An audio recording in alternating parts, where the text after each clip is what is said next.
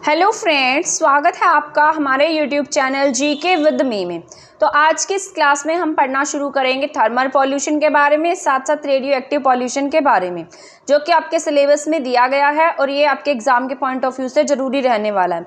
ठीक है, तो आज की क्लास में हम सारे के सारे हमारे जितने पॉल्यूशन के टाइप है वो सब कंप्लीट हो जाएंगे। एक नॉइस पॉल्यूशन का टॉपिक रह जाएगा, वो भी मैं आपको करा दूंगी, बाकी आपका सारा कंप्लीट है पॉल्यूशन का टॉपिक।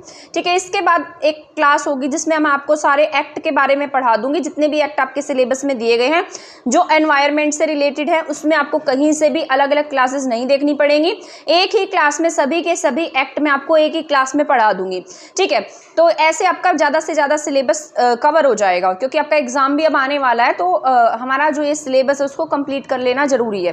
तो 2-3 दिन से मैं बिजी थी तो आपकी क्लास नहीं ले पाई थी, तो अब हमारी जो क्लास है वो रेगुलर रहा करेंगी। ठीक है, तो स्टार्ट कर देते हैं आज की क्लास को। सबसे पहले मैंने लिखा थर्मल पॉल्यूशन। थर्मल पॉल्यूशन जो है यहाँ पर मतलब ये होता क्या है, इसे ऊष्मीय पॉल्यूशन के नाम से भी जानते हैं। ये ऊष्मीय या थर्मल पॉल्यूशन एक ऐसी प्रक्रिया है जो पानी की गुणवत्ता को खत्म या फिर कम करके उसके परिवेश के टेम्परेचर को क्या कर देती है, बढ़ा देती है। और जिसमें क्या होती है, टेम्परेचर में मतलब वहाँ का जो टेम्परेचर है उसमें क्या हो जाती है, वृद्धि हो जाती है। तो इसे ही हम क्या कहते हैं, थर्मल पॉल्यूशन के नाम से जानते हैं। इसके बाद यहाँ पर ड्यू टू टेम्परेचर इम्बैलेंस, यहाँ पर क्या हो जाता है भाई, जो टेम्परेचर है ना उसका इम्बैलेंस होने लगता है, मतलब उसका कोऑर्डिनेशन नहीं हो पाता है। टेम्परेचर के कम या ज़्यादा से बढ़ने वाले नेगेटिव इफेक्ट ही क्या कहलाते हैं, थर्मल पॉल्यूशन कहलाते हैं।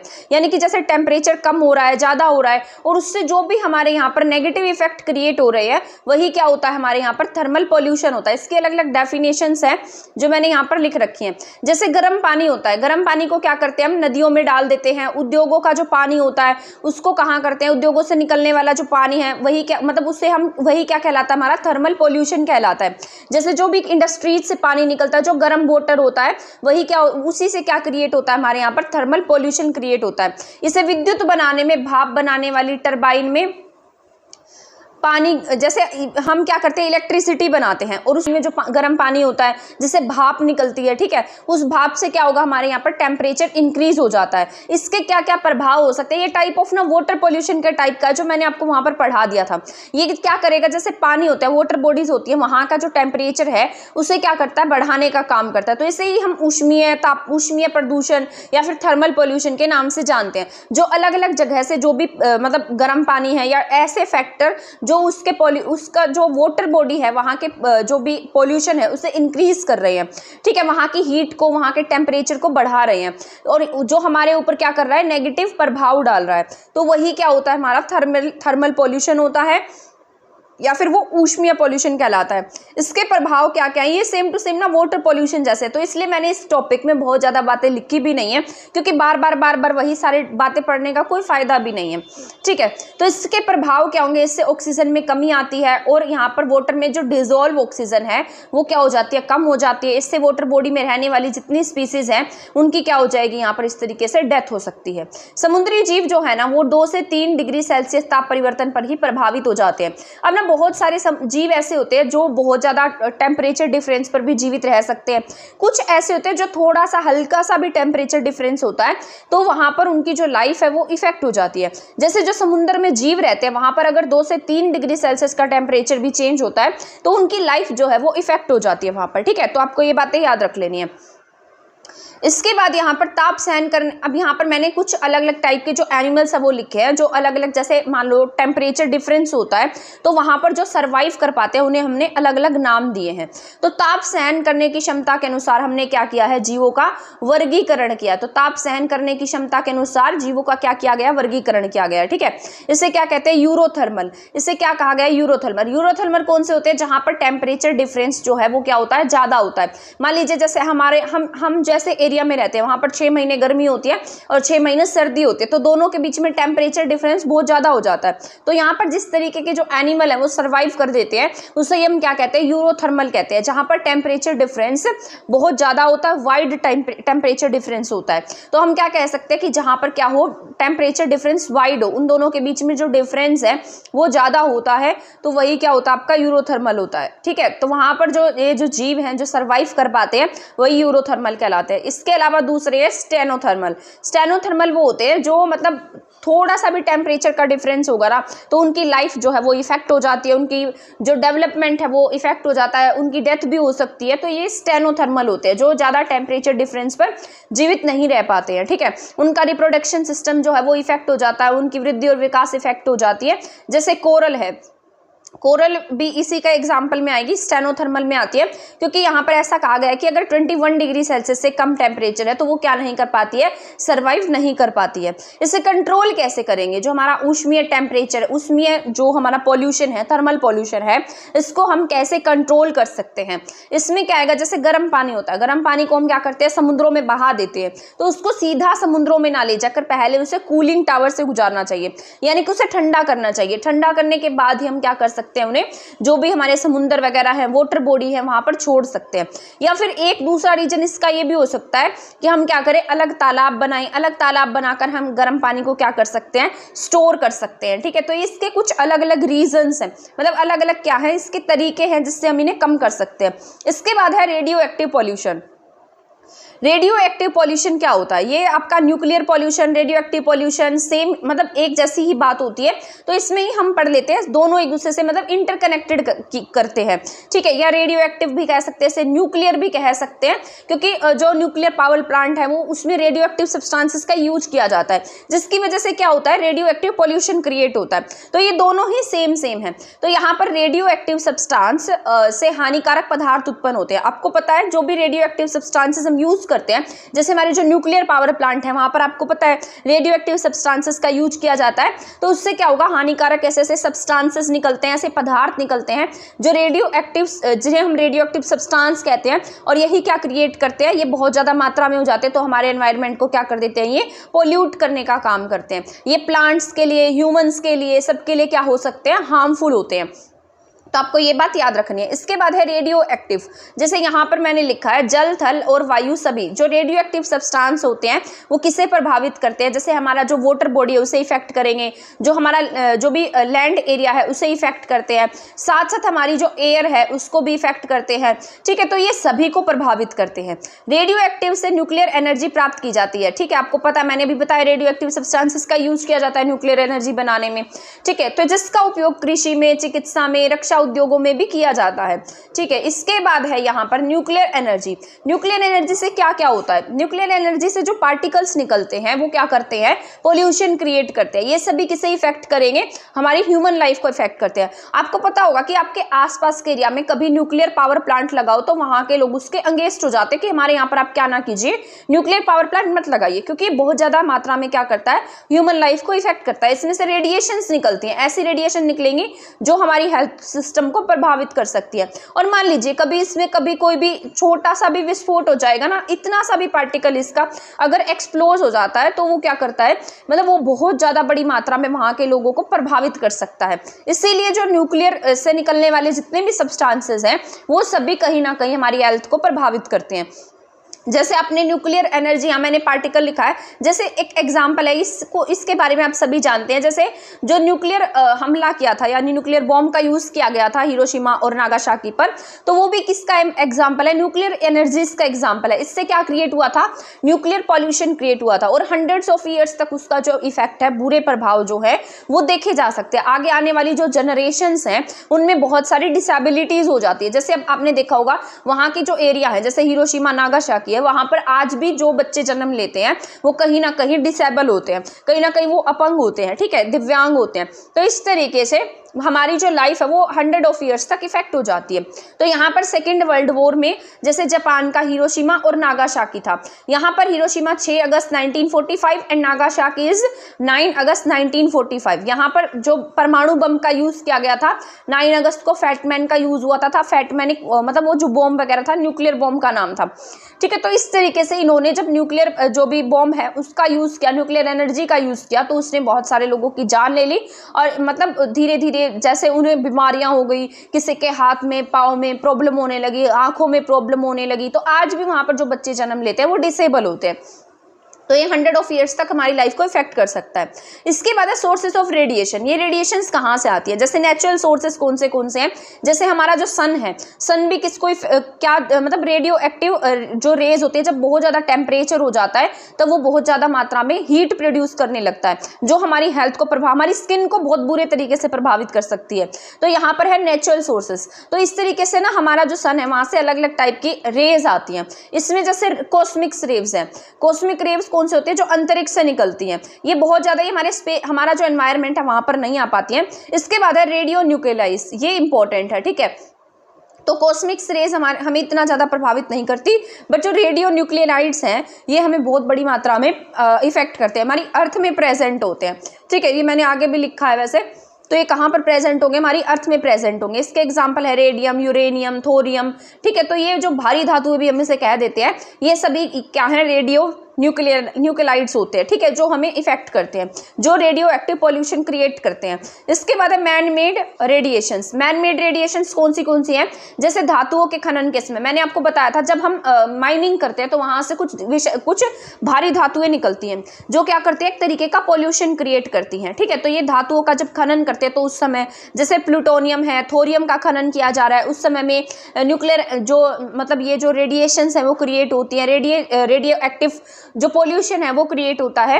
इसके बाद है न्यूक्लियर वेपन्स का निर्माण। जब न्यूक्लियर वेपन का निर्माण करते हैं या न्यूक्लियर एनर्जी बनाते हैं, ठीक है, नाभिकीय विस्फोट हो जाता है, न्यूक्लियर एक्सप्लोजन हो जाता है, रिसर्च वगैरह में अनुसंधान करते हैं। जब आपको पता होगा डेजर्ट वगैरह में हमारे परमाणु परीक्षण किए जाते हैं तो उस समय में भी बहुत ज़्यादा मतलब खतरा क्रिएट होता है मेडिसिन वगैरह में, ठीक है। तो इन सब चीज़ों से क्या हो रहा है? मैन मेड है ये, हम इसे क्रिएट कर रहे हैं।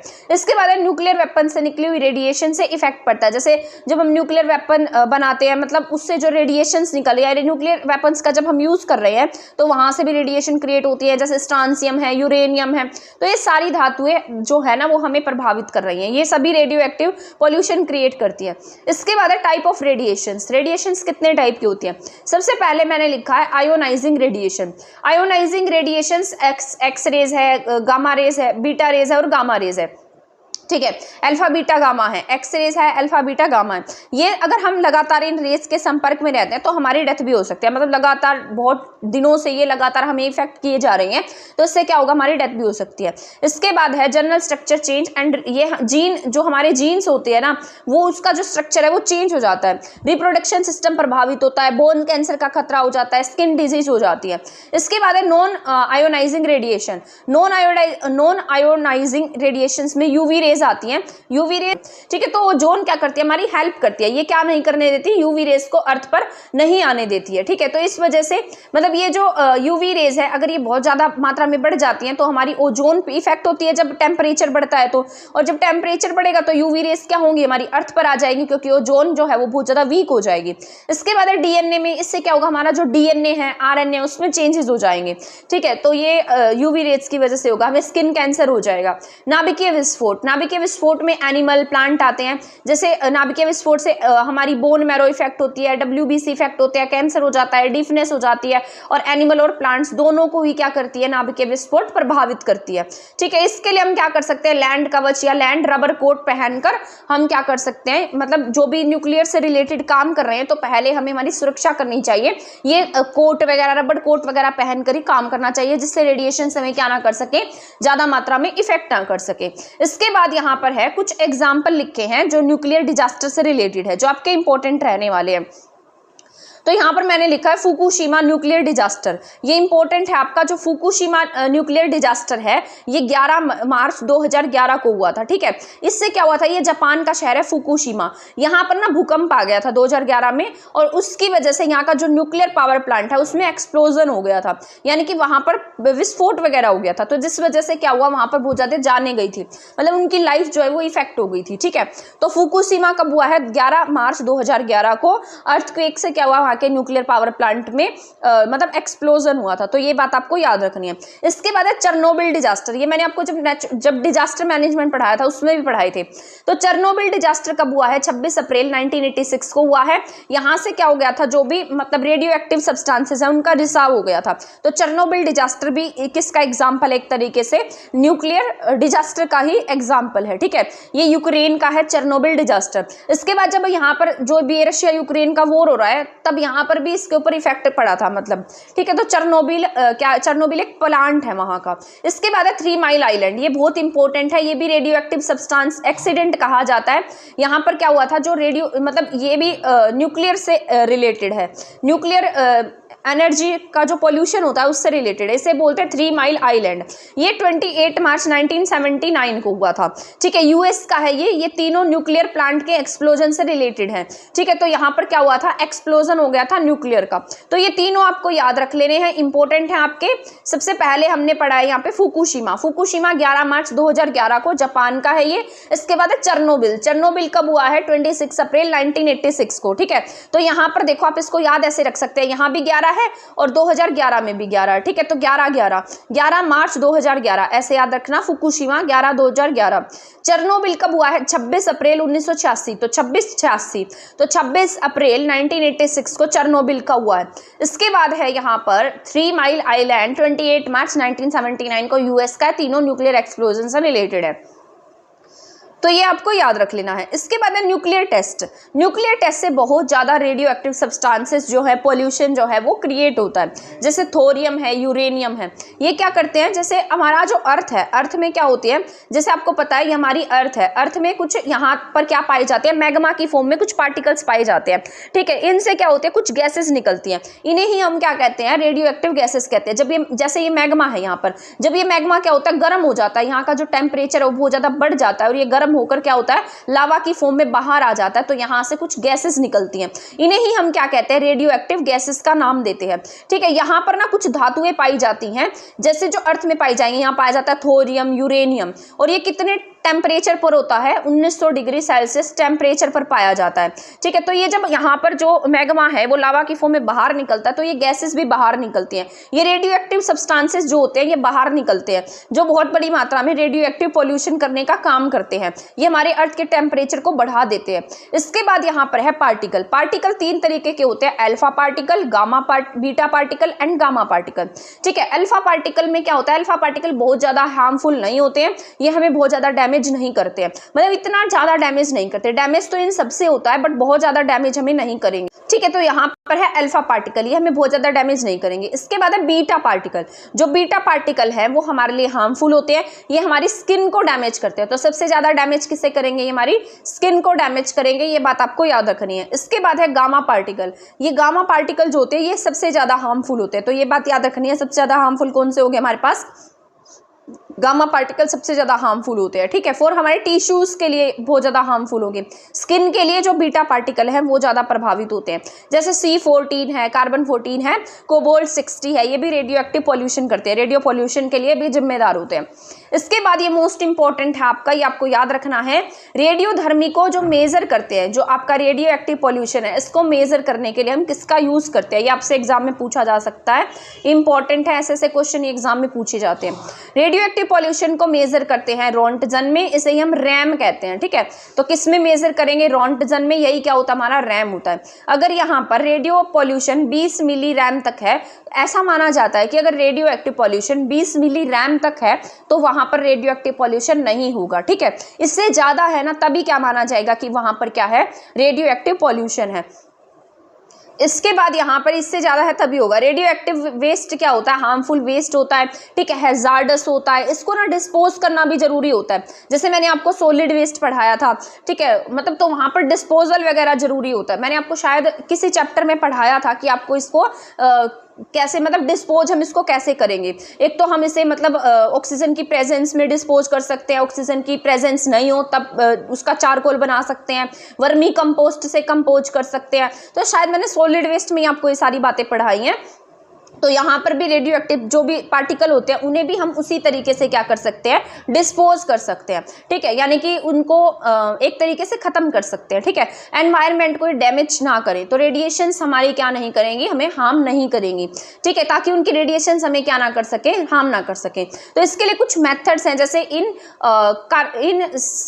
इनकार्निनेट, ठीक है, तो यहाँ पर लिखा है इनकार्निनेशन, ठीक है, ये क्या होता है, हाई लेवल पर इसे भस्मीकरण बोलते हैं, ठीक है, सीधा हिंदी में याद रख लेते हैं, ये क्या होता है, भस्मीकरण होता है। जब हम क्या करते हैं, हाई लेवल पर किसी भी जो भी हमारे पास कचरा होता है उसे बर्न कर देते हैं, जला देते हैं, ठीक है, तो लो लेवल का रेडिएशन होता है यहाँ पर, तो इसे भस्मीकरण कहा जाता है। इसके बाद स्टोरेज कर सकते हैं, यानी कि कुछ ऐसे पार्टिकल होते हैं, कुछ ऐसे सब्सटेंस होते हैं जो क्या करते हैं, जिन्हें हम इकट्ठा कर सकते हैं, यानी कि एक जगह पर हम क्या करेंगे, उन्हें स्टोर कर सकते हैं, और ये स्टोर करने के बाद में ना अपने आप थोड़े समय के बाद ही अपने आप में अपनी जो रेडिएशंस हैं वो अपने आप, इनकी रेडिएशन कुछ समय के बाद में खत्म हो जाती है पूरी तरीके से, तो उन्हें स्टोर भी किया जा सकता है, ठीक है, शैलो बर्निंग कर सकते हैं, ब्रूअल कर सकते हैं, ठीक है, इसके बाद हाई ब्रूअल हो सकता है, वाटर में डिस्पोज कर सकते हैं, जैसे कई बार समुद्र वगैरह में भी इनको बहा दिया जाता है, तो वो काम भी हम कर सकते हैं। तो ये आपका यहाँ पर आज कंप्लीट हो गया है, यहाँ पर मैंने आपको पढ़ा दिया है, साथ साथ यहाँ रेडियो एक्टिव पढ़ चुके हैं हम, रेडियो एक्टिव के साथ साथ हमने पढ़ लिया है यहाँ पर थर्मल वाला, ठीक है, तो ये दोनों ही आपके कंप्लीट हो गए हैं, रेडियो एक्टिव भी एंड थर्मल भी। इसके बाद मैं आपको एक्ट की क्लास पढ़ाने वाली हूँ, और एक्ट में मैं आपको सारे के सारे एक ही क्लास में पढ़ा दूंगी, आपको अलग अलग जगह पर नहीं जाना पड़ेगा कि मुझे ये वाला एक्ट पढ़ना है, ये रह गया, ये रह गया है, तो सारा एक क्लास में अवेलेबल हो जाएगा, बहुत ज़्यादा लेंथी क्लास भी नहीं होगी आपकी वो, और जो मेन पॉइंट्स है, इंपॉर्टेंट पॉइंट है जो एग्जाम के पॉइंट ऑफ व्यू से जरूरी है, वो सारे आपको उस क्लास में देखने को मिलेंगे। इसके बाद में आपको सारे के सारे जो आपके संसाधन वगैरह का टॉपिक दिया गया है, जैसे रिसोर्सेज का टॉपिक है ना, बहुत सारे टॉपिक दिए गए जो हम छोटी क्लासेस में पढ़ा करते थे, वन संसाधन, जल संसाधन, खनिज संसाधन, एनर्जी संसाधन, वो सारे के सारे उसके बाद हम पढ़ने वाले हैं, ठीक है, तो हमारा मेजर पोर्शन जो है ईवीएस का वो फिर कंप्लीट हो जाएगा। तो इसके बाद हम कुछ और टॉपिक भी स्टार्ट कर सकते हैं। तो मिलते हैं हमारी नेक्स्ट क्लास में नेक्स्ट टॉपिक के साथ। अगर आपको इसकी पीडीएफ चाहिए तो आप हमारा टेलीग्राम चैनल ज्वाइन कर सकते हैं, तब तक आप हमारे चैनल के साथ बने रहें। अगर आपने हमारा चैनल सब्सक्राइब नहीं किया है तो सब्सक्राइब कर दीजिए, वीडियो को शेयर नहीं किया है तो वीडियो को शेयर कर दीजिए, और इसी तरीके से हमारी क्लासेस देखने के लिए हमारे चैनल के साथ बने रहें। थैंक यू, धन्यवाद।